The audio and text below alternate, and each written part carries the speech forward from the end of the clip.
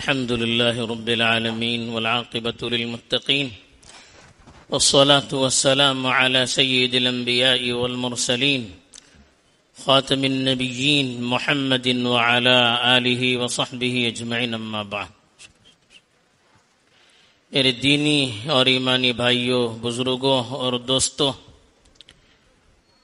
آج 15 اگست کا دن ہے. پورے ہندوستان میں یوم آزادی بڑی خوشیوں اور جوش اور جذبے کے ساتھ منائی جاتی ہے، اور ایک ملک والوں کا حق بھی ہے کہ اپنے ملک کی خوشی میں اس کو اپنی خوشی بھی محسوس کرنا چاہیے. اور یہی یہاں کے مسلمانوں نے ہمیشہ سے کیا ہے. 15 اگست کا جب دن آتا ہے تو وقتی طور پر کچھ خوشیوں کا اظہار کیا جاتا ہے، کچھ ادھوری سی تاریخ جس میں بیشتر مسلمانوں کے حصے کو کاٹ دیا جاتا ہے، اس کو بیان کیا جاتا ہے اور پھر اسی پر اکتفا کیا جاتا ہے. لیکن ہم مسلمان ہیں، ہم نے سب سے زیادہ اس ملک کے لیے قربانیاں دی ہیں. ہمیں سب سے زیادہ آج کی دن کی عظمت کو سمجھنا بھی چاہیے. ہم مسلمانوں نے جنگ آزادی کی جو لڑائی لڑی ہے وہ 10 یا 20 سال کی لڑائی نہیں ہے جیسا کہ تاریخ میں بیان کیا جاتا ہے. 200 سال سے زائد عرصہ مسلمانوں نے مستقل مقابلہ کیا ہے. 100 سال تک تو حکومتی پیمانے پر کام کیا. پھر بھی جب انگریزوں کی طرف سے ظلم و ستم کے پہاڑ توڑے گئے اور مسلمانوں کو جن میں ذرا سی بھی سیاسی سوجھ بوجھ نظر آئی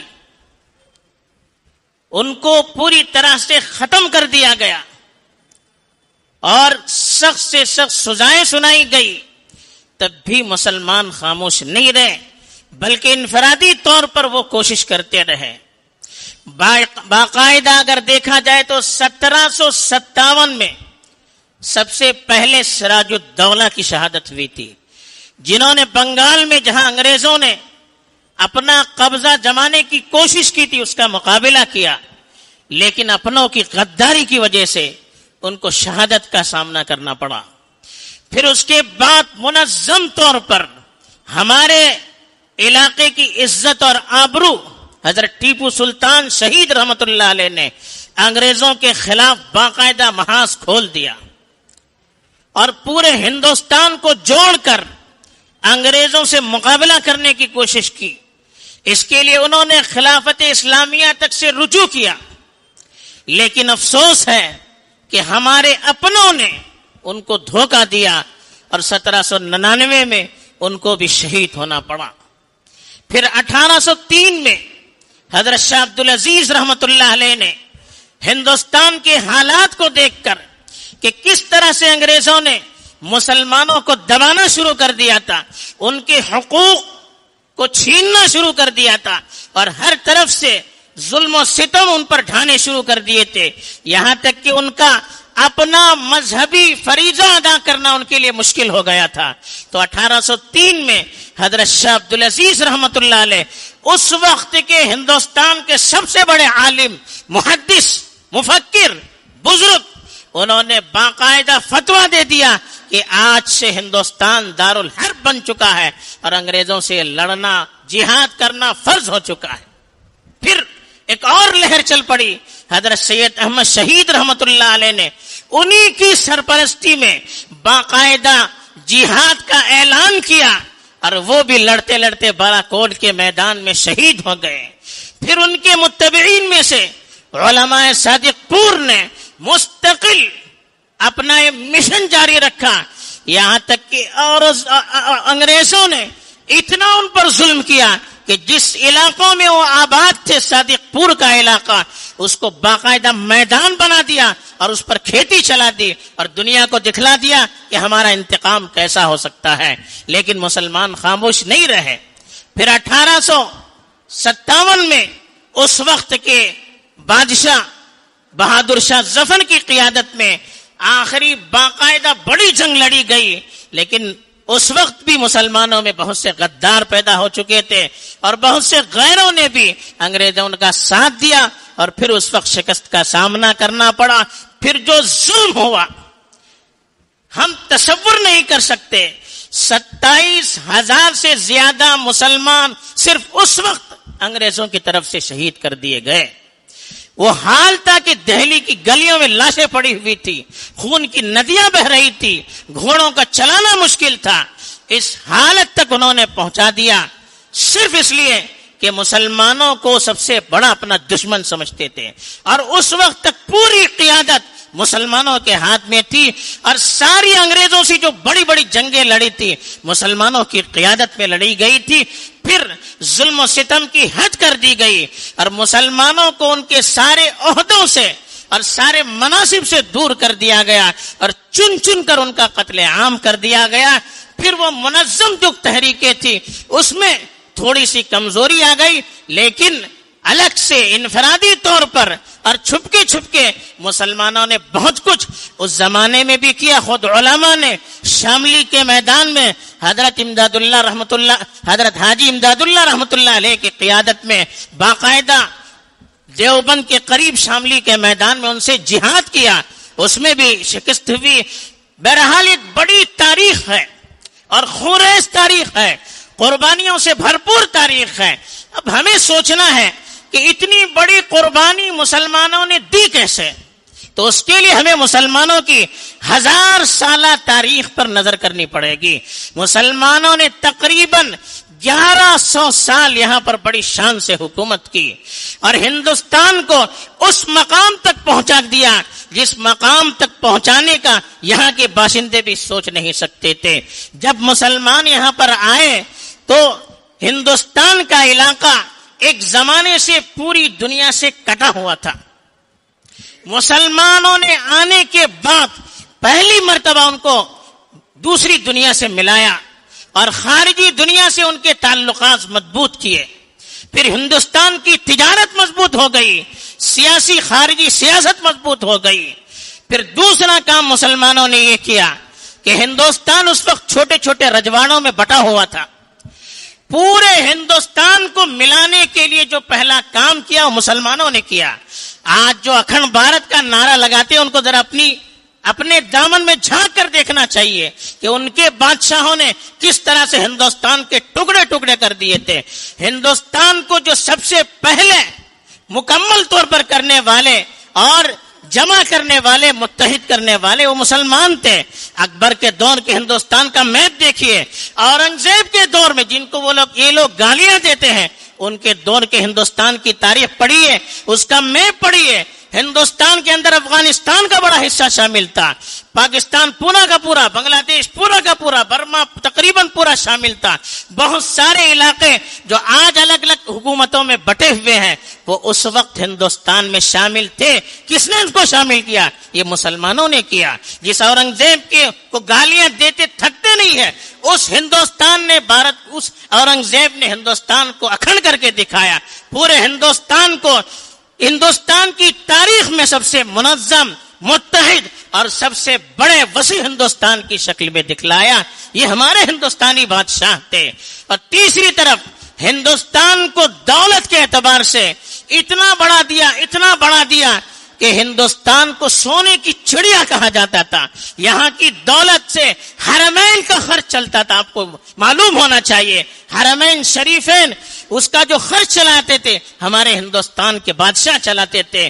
یہاں تک کہ جب انگریز آئے اور بنگلہ پر انہوں نے قبضہ کیا کلکتہ کے علاقے میں، تو مرشد آباد جو آج بالکل ایک تحصیل کی شکل میں ہے، چھوٹا سا علاقہ ہے، اس وقت کے انگریزوں نے لکھا ہے کہ مرشد آباد اس زمانے میں لندن کے ہم پلہ تھا، لندن کے برابر تھا اپنی تجارت میں، اپنی شان و شوکت میں، اپنی ترقی میں۔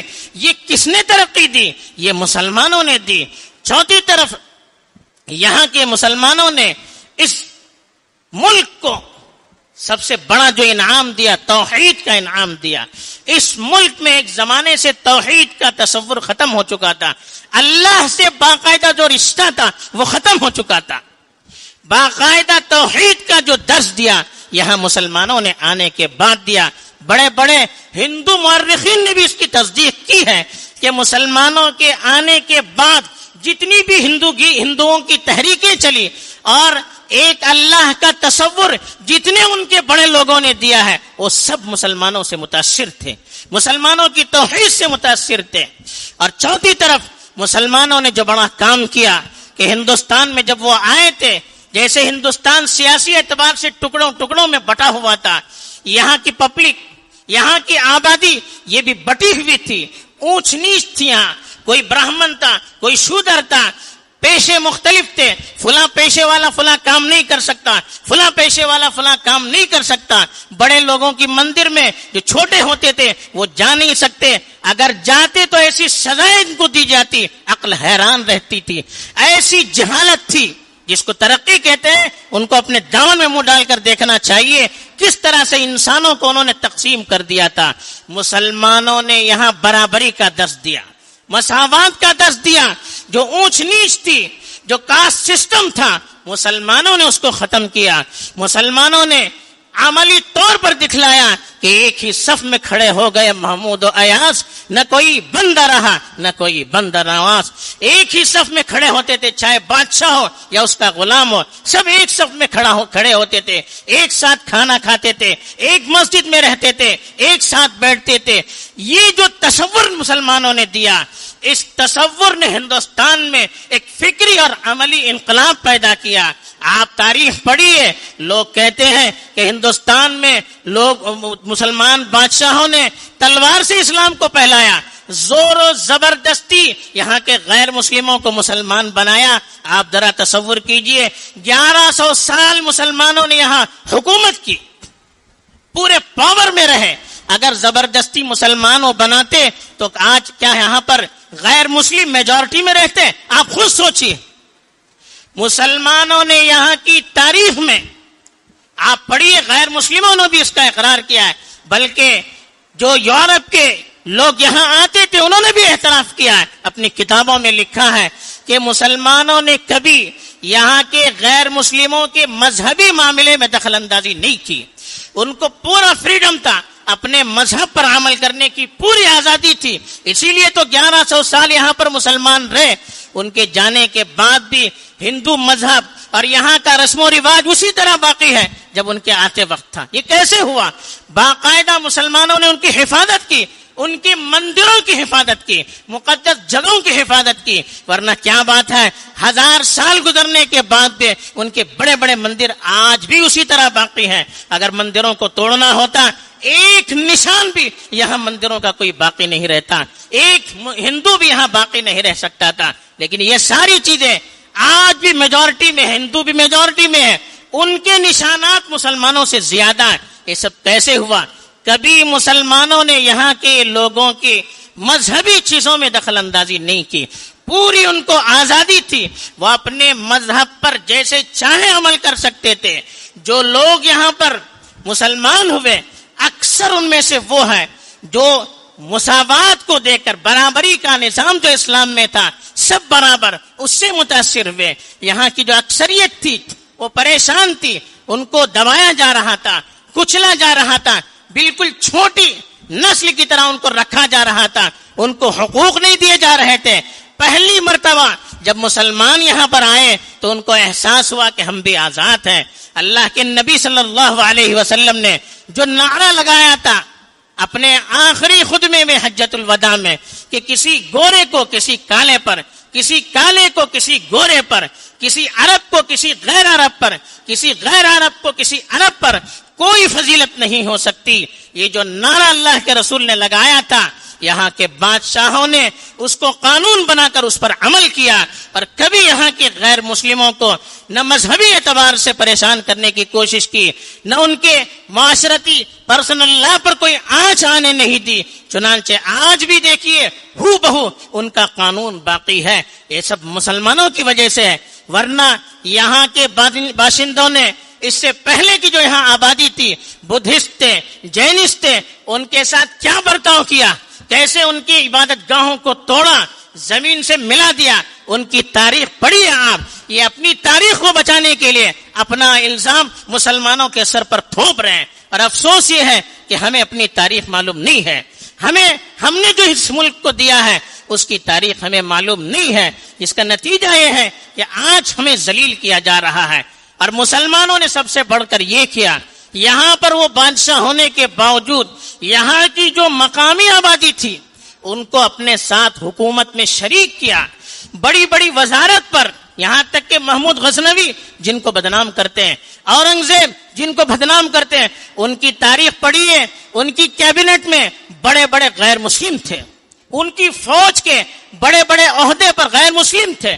اگر غیر مسلموں کے ساتھ امتیازی سلوک کرتے تو فوج کا کمانڈر ان کو کیوں بناتے، اپنی وزارت میں ان کو کیوں جگہ دیتے؟ اس سے خود معلوم ہوتا ہے کہ مسلمانوں نے کبھی بھید بھاؤ کا کام نہیں کیا، کبھی یہاں کی مقامی آبادی کو دبانے کی کوشش نہیں کی، بلکہ جتنا ہو سکا انہوں نے اس ملک کو ترقی دینے کے لیے کوشش کی. اس لیے کہ جو مسلمان یہاں پر آئے اور یہاں پر وہ بس گئے، اس نیت سے آئے تھے کہ اس ملک میں ہمیں بسنا ہے، اس ملک کی ترقی میں ہمیں حصہ لینا ہے. انگریز آئے تھے، وہ لوٹنے کے لیے آئے تھے، اسی لیے 100 سال بھی یہاں کے باشندوں نے ان کو برداشت نہیں کیا. انہوں نے تو یہاں کی دولت اپنے یہاں منتقل کیا. ہندوستان جو انگریزوں کے آتے وقت سونے کی چڑیا بنا ہوا تھا، یہاں کی دولت کو دیکھ کر وہ یہاں آئے تھے، یہاں کے وسائل کو دیکھ کر یہاں آئے تھے. یہاں کی دولت کو چھین کر جب وہ چلے گئے تو یہاں کی آبادی کو بالکل کنگال بنا دیا. جو ہندوستان سب سے مالدار تھا سب سے غریب چھوڑ کر گئے. تو مسلمانوں نے ایسا نہیں کیا. مسلمان آئے تھے یہاں رہنے کے لیے، بسنے کے لیے. انہوں نے اس کو اپنا مسکن بھی بنایا، اپنا مدفن بھی بنایا. یہیں پر رہے، یہیں پر مرے. جو کچھ انہوں نے کیا اس ملک کے لیے کیا، اپنا سمجھ کر کیا، اپنی آئندہ نسل کی خدمت کے لیے کیا، اور اس ملک کے ساتھ سچی محبت اور وفاداری کے لیے کیا. یہی وجہ ہے کہ مسلمانوں کی تاریخ کو مٹا نہیں سکتے ہیں. 1000 کوششیں ہو رہی ہے لیکن وہ کامیاب نہیں ہو رہے ہیں. لیکن ہماری ذمہ داری ہے کہ آج ہماری نسل اپنی تاریخ سے ناواقف ہے. ہمارے غیر ان کے سامنے ہماری تاریخ کو مسخ کر کے پیش کیا جا رہا ہے. انگریز جب یہاں آئے تو یہاں کے ہندو مسلم آپس میں ملے ہوئے تھے، ایک جٹ تھے، سب ایک ساتھ کام کر رہے تھے، سب ایک ساتھ مقابلے میں آئے تھے. انگریزوں نے بھانپ لیا اگر یہی ان کا اتحاد رہا، اسی طرح یہاں کے مسلمان اور غیر مسلم آپس میں مل کر رہے تو اس ہندوستان میں ہمارے قدم ٹک نہیں سکتے. انہوں نے سب سے پہلا کام یہ کیا کہ ایسی تاریخ لکھی جس تاریخ میں یہاں کے مسلمانوں کی تاریخ کو بالکل مسخ کر دیا. اور یہ بھی یاد رکھیے تاریخ کا فن یہاں نہیں تھا، یہاں صرف مذہبی کتابیں اور کچھ نوشتے تھے. باقاعدہ تاریخ کا فن ہندوستان کو مسلمانوں نے دیا. یہ بڑے بڑے مورخین نے، غیر مسلموں نے اس کا اعتراف کیا. چونکہ ان کے پاس مفصل تاریخ نہیں تھی، انگریزوں نے یہاں کی تاریخ بدل دی، ایسی تاریخ لکھی جس سے پھر مسلمان اور ہندو آپس میں مل نہیں سکتے. پوری تاریخ میں انہوں نے مسخ کر دیا. اور وہ نفرت کے جذبات جو آج ہمیں نظر آ رہے ہیں اسی مسخ شدہ تاریخ کا نتیجہ ہے. لیکن ہم نے اس سلسلے میں کوئی کوشش نہیں کی. آج جو نفرت پائی جا رہی ہے، غیر مسلموں میں غلط فہمیاں ہیں، ہماری خود نئی نسل اپنی تاریخ سے ناواقف ہے، ان کو معلوم نہیں کہ ہم نے یہاں کیا دیا، کیا قربانی ہم نے کی. ان کے سامنے صحیح تاریخ پیش کرنی چاہیے. اور جس طرح سے ہمارے اسلاف نے اس ہندوستان کو ترقی دینے کے لیے کوششیں کی ہیں، ہمیں بھی اس کے لیے ترقی دینا ہے. ہمیں بھی اتنی ہمت اپنے اندر پیدا کرنی ہے، حوصلہ اپنا اندر پیدا کرنا ہے، قربانی کا جذبہ اپنے اندر پیدا کرنا ہے، اپنی جان کو اپنی وطن کے لیے قربان کرنے کا جذبہ پیدا کرنا ہے. تو ہمیں اپنی تاریخ پڑھنی چاہیے، اپنی ہسٹری پڑھنی چاہیے، اپنے بچوں کو یہاں کی سچی تاریخ سے واقف کرانا چاہیے. اس کے بغیر یہ جذبہ، یہ ولولہ، یہ ہمت، یہ حوصلہ، یہ تحریک، کوئی چیز پیدا نہیں ہو سکتی. یہ ہمارا فریضہ ہے.